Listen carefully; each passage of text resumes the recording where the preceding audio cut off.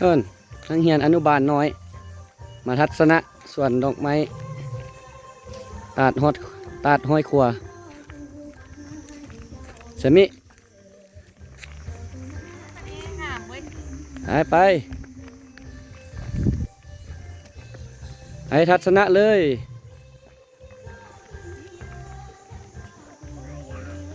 ใส่โนนี่นะสมิเอาฟอนเด้ดูฟอนรถบ่อายฟอนงามมาฟอนอยู่ตันห้อยขวาอีกมื้อนี้โอ้งามเว้ยงามหลายมื้อนี้มาฟอนผู้เดียวมื้อนี้